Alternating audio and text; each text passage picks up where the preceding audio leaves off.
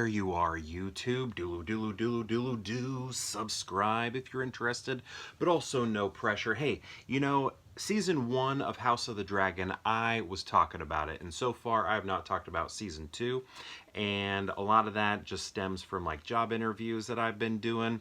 Just things been busy, and we are, well, things have, loosened up a little bit in the schedule to where I feel like I can maybe get to some of those. I think I'll be able to watch House of the Dragon like maybe day of now, or at least the next day. Won't have to be waiting, because I only just today saw episode 3 of season 2, and that's sort of what I'm going to do today, sort of recap episodes 1, 2, and 3 from season 2, so that tomorrow when episode 4 drops, I'll be able to talk about it directly afterwards. How's that sound? So yeah, and also thank you to Hexier for sort of pushing me to do this. It's something I wanted to do, and if every episode, if I kept getting later and later, I might not have covered this season, but it's something I really want to do because I am really enjoying the show. It did take me a while to enjoy this show in the first season. I recall feeling like, there's not a lot of humor here. I was really missing Peter Dinklage. I just felt like his character added so much, and I don't even think I realized that until this show, but his character added so much to the Game of Thrones, and that humor was just something that I really cherished and didn't even know it at the time until watching House of the Dragon, which is very serious, ultra serious, and it took me a while to get into it or get used to it, but now I'm all in. Things got serious, and yeah, I love it now. But anyway, let's go over episodes 1, 2, 3. Now that I have watched those, I'm going to read a synopsis and then just sort of pick up certain moments that I remember and talk about how I feel about those. So, Season 2, Episode 1 is called A Son for a Son. And let's read through this. And I will probably be mispronouncing names, because, I don't know, that's kind of how I am with movies and shows. I can watch a movie and not tell you a single character's name in it. I work more with, I guess, facial recognition than names to identify people. So, there we are. Here we go. At the Wall, Cregan Stark, promises Jacaerys Targaryen 2,000 troops for Rhaenyra. See? The main character. Rhaenyra's. There we go. I think I got it right. Rhaenyra, that's a long... It's the spelling that trips me up. Troops for Rhaenyra's forces. Rhaenys, who secured the Velaryons shipping blockade of the Gullet, refuses Daemon's command to jointly kill Aemond and Vhagar to avenge Lucerys. Okay. Because Lucerys, remember, was killed by Aemond. But if I remember right, it was sort of accidental, right? But right now, Daemon's sort of like, we need justice here, eye for an eye sort of thing. All right. Meanwhile, Rhaenyra flies to Storm's End and finds the remains of Luke. Oh, that's who I meant, Luke. Man, Luke is the one that was killed. And his dragon, Arrax. Oh, that was so sad. That was so sad to see. So, yeah, forget what I said before. It was Luke. Gosh. All right, there we go. Upon returning to Dragonstone, she demands revenge on Aemond. Aegon II strives to be a benevolent king, but Otto Hightower, his grandfather, the Hand, for how much longer, urges toughness towards the small folk to secure war resources despite the blockade. Aegon brings his precious young son and heir, Jaehaerys, I don't know, to the small council for training. Larys exploits Alicent's fears of betrayal. Guilt-ridden over Lucerys' death, she asks Otto to wage war sparingly. Having survived the brothel fire, Mysaria arrives. These names at Dragonstone. I need pictures to hold up. And is arrested for treason. Daemon offers her freedom in exchange. Should I be reading this? In exchange to help recruiting two assassins. Sneaking into King's Landing, Daemon bribes a ratcatcher called Cheese. Brie? What kind of cheese are we talking about? Gruyere? American cheese, perhaps. And a city watch guard named Blood to kill Aemond. If only it had worked out that way. Unable to find Aemon in the Red Keep, the two enter Helena's quarters and instead murder Jaehaerys, who's a little boy, like a twin little boy, like a kid in a little bassinet. Helena clutches Jaehaerys' twin sister, Jaehaerys, escapes to Alicent's chambers, finding her and Criston Cole in bed together. Ooh, little spicy there. Okay, so yeah, basically things because of that murder that Aemond put on, what's his name, Aemond, and it didn't go, that assassination, and it didn't go as planned. It ended up being on the, Aegon II's kid and his sister, their kid, and then it just is like ignites everything, right? So it's more, it's like less now about like whose crown is it, and it's more like, okay, it's about seeking revenge, son for a son for a grandson sort of thing happening, and people are just pissed, and this is going to be less about who the rightful heir to the throne is. It's not about that anymore, and I feel like Otto Hightower can just see this stuff spinning and falling apart. Like, oh, I'm losing control. Okay, episode 2, Rhaenyra the Cruel. Rhaenyra the Cruel? That's so sad, because she gets blamed for this murder of the little kid, this assassination of the little kid, right? She gets blamed for that, even though it was Daemon who organized it, but he didn't organize it for the kid, he organized it for Aemond. So it was just like bad news. And so now they can use her as like point to her and be like, she's so cruel, look at what she did to this kid, and cause it so that she has less support, right? Okay, Prince Jaehaerys. Here's episode 2 of season 2. Rhaenyra the Cruel. I need to practice these names. Prince Jaehaerys' murder causes chaos. King Aegon hastily assembles a small council wanting revenge on Rhaenyra. Sir Otto suggests a public funeral to tarnish Rhaenyra's image. Good idea, if you're on their side.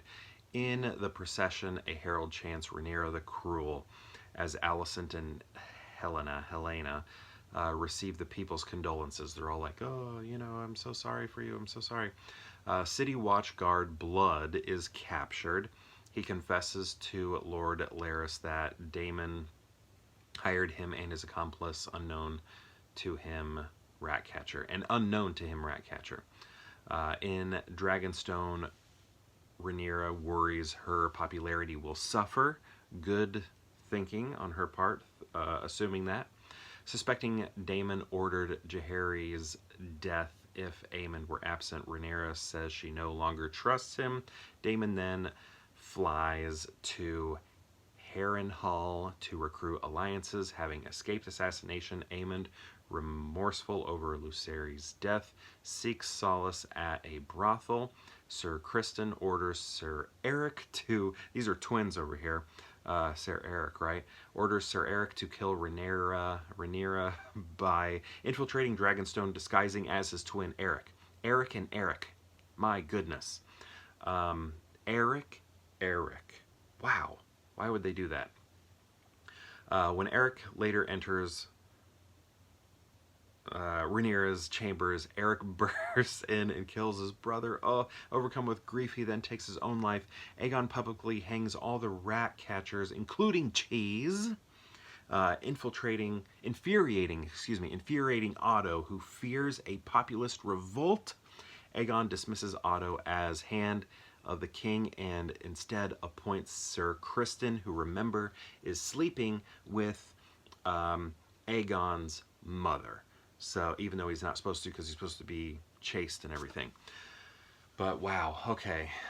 Oh, so much to, I mean, I don't know. I mean, that was actually very informative right there. Basically, everything that I just said happened, and that was kind of the gist of it right there. But the big news is Otto has lost his power. He lost his influence, I guess I should say. And people are angry. It's about revenge now. It's about revenge. It's less about who sits on that throne and more about revenge or keeping the throne and all of that. I mean, that's always there, but, you know, there are other motives happening. All right, today we watched The Burning of the Mill. Actually, it's called The Burning Mill. So, here we go. In the Riverlands, the feuding Brackens and Blackwoods fight a deadly battle over a minor dispute. To avert war, Rhaenys tells Rhaenyra that Alicent may be reasoned with. Like, maybe if you just talk to her, things would blow over. Criston proposes a bold plan to conquer Harrenhal. Daemon arrives there first, whereupon Sir Simon Strong, the Castellan, pledges allegiance. Yeah, and he was very cool about that. He's like, all right, yeah, you know, whatever. That night, Daemon has a vision of a young Rhaenyra sewing Jaehaerys' severed head onto his body. That was interesting. Daemon awakes and an unknown woman foretells his death, saying he's going to die in that space. And that's something actually I'm curious about with this show. We haven't had, you know, a lot of like heavy hitters die unexpectedly so far. I feel like everybody that does, we're kind of seeing it coming. Where Game of Thrones, it was just like someone would just, a fan favorite would just be gone. And that's not really the case here. I mean, I guess, I don't know. You know, a fan favorite, I guess. Yeah, the fan favorites haven't been dropping, I feel like, with this show, which is interesting. People have been dropping, but it's not like we've established a love for them as fans. Okay. Daemon awakens and an unknown woman foretells his death. Rhaenyra sends Rhaena her younger children and dragon eggs to the errands to protect the Targaryen line. Mysaria becomes Rhaenyra's advisor, while Aegon makes Larys his master of whisperers. You know, he has I think a club foot, right? If I remember correctly. At a brothel, a man claimed, because like his spider, basically, master of whispers. That's kind of like the spider, right? Spiders from the previous show. At a brothel, a man claims he is King Viserys' bastard half-brother.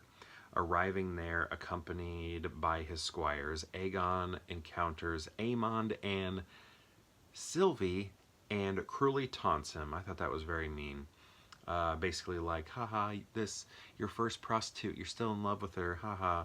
After Baela patrolling on Moondancer, what? After Baela patrolling on Moondancer spots Criston's squad en route to Harrenhal, Rhaenyra's counselors urge war with dragons. Instead, Rhaenyra sneaks into King's Landing and secretly meets with Alicent, but fails to negotiate a peaceful resolution. Rhaenyra sneaks into King's Landing and secretly fails to negotiate a peaceful resolution. Now, this was this whole episode. This is what everything was building up to. This is something you've wanted to just scream at the TV the entire time. You want to be like, Alicent, what he told you was wrong. It wasn't wrong. You just misunderstood it. So you have to know season 1 to understand why we have Aegon II as king right now. And he's not supposed to be king right now. Rhaenyra is supposed to be queen right now, right? This is how it's supposed to be working. But when the king was dying, and in his like last dying breaths, he was talking about Aegon the Conqueror, talking about the Song of Ice and Fire, right? He was like sort of talking about this, the legend's not the right word, but that's the only thing I can think of right now. He was saying this, and then Alicent, because her son is also named Aegon, he's Aegon II, thinks that her husband is talking about their kid and how he should be king instead of Rhaenyra, right? That's what's going on in Alicent's mind. Okay, I guess I am supposed to make my son king, where the entire time the king was alive and up to his death, and the entire time forever, he only wanted his eldest daughter to become queen. That was the plan, that was the goal, but Alicent misinterprets what he's saying. But in this exchange that we have between Rhaenyra and Alicent, basically, Rhaenyra is like, well, what did my dad actually say? And then Alicent tells what he said word for word, and she's like, wait a second. If he said that, he truly did mean that I'm supposed to be queen, because he wasn't talking about your son, my half-brother. What he was talking about was the legend of the Conqueror, Aegon the Conqueror, not the kid. So I am supposed to be queen. So, you know, go ahead and make this right. And she's like, it's too late. And she's like, so, but what was interesting was she was like still denying Rhaenyra's being queen. She was still denying that. But you could see in her acting, which was phenomenal, which was great in this scene, you could see that she knew the reality of the situation, that, darn it, I misinterpreted my husband. My son is not supposed to be king right now. He's not the rightful heir. It is supposed to be Rhaenyra. But she also realizes things have gone too far. What am I supposed to do? How am I supposed to tell, you know, the entire lands this? How am I supposed to tell my son this? Oh, sorry, it's not actually you. You know, there's just too many things in place right now. Too many things are in place now for things to change, but I do like that we can see it in her acting, that she knows the truth, that Rhaenyra is supposed to be queen right now, not her son. So, not Alicent's son. So that was a huge moment. That entire episode, you know, it was good, but that was something I've been waiting for a long time, and I'm glad it happened. Like, it was so good to see that and to know that Alicent knows. Like, look at her face. If you had questions, look at her face. I think I'm going to shave this beard. It's getting hot. Or maybe do that. That'd be cool. Goatee. Man, that was the scene right there. That was the scene. So yeah, she was unable to negotiate a peaceful resolution, because Alicent was like, things are too far. There's nothing I can do. I have no power anymore. And also, her dad doesn't have any power anymore. Otto Hightower. Okay, so she realizes Alicent misunderstood King Viserys' dying words about Aegon as concerning Alicent's son, Aegon II, not Aegon the Conqueror's dreams. That was it. So, yeah, like, it's like, so Alicent knows. So, I don't know. I don't know what that means. I don't know what that means. What I hope it means is that someday, you know, this show's brutal. So I hope someday that, and I think this might happen. I don't want to predict and be right and then feel bad that I gave away the answer. But I can see Aegon II causing way too much turmoil, too many problems, thinking without any wisdom, and becoming so incredibly dangerous that his mom, Alicent, has to take him out. And I think I can see that happening. And then Rhaenyra's coming back and being queen. and they're pals again. But you know those types of situations, you know, like The Good Son. You remember that with Macaulay Culkin and old Elijah Wood? That mom, she has the two kids, and she has to make a choice. Macaulay Culkin's her own kid, but she also knows he's a giant terror and a danger to humanity, and he's, you know, he's danger to everyone. And then Elijah Wood, and she chooses Elijah Wood. She holds on to Elijah Wood, like lets her son go. And I'm wondering if maybe Alicent might do the same thing, where she's holding on to, sort of in a metaphoric way, holding on to Rhaenyra and holding on to her son Aegon II, and she realizes my son cannot be reasoned with because there's zero wisdom in him, there's zero discipline in him, none of that exists within him, and she may have to let him go and hold on to Rhaenyra because she knows that Rhaenyra has a good heart, and there's wisdom in her and leadership and could do well as a queen. So yeah, and I'm looking forward to this next episode, seeing where this goes. Yeah, I really like this show. Of course, I do miss old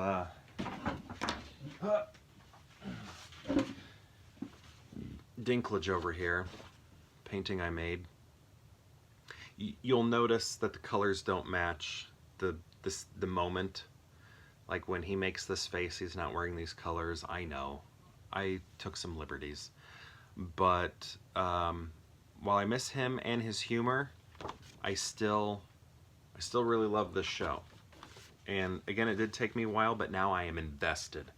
I am so invested. So yeah, I want to know, where are you at on this? Do you think Alicent knows, or do you think she still believes her son to be the true king? Or do you think she knows he isn't and it's supposed to be Rhaenyra? I want to know. Let me know in the comments below. Sorry for my poor reading. It really is the spelling of the names. It just trips me up. And again, I'm bad with the names. I recognize people by their faces more so than their names. And I'll keep watching. I'm going to watch tomorrow's episode. But anyway, thank you so much for watching, and perhaps we'll see you tomorrow for more Pure Hangout.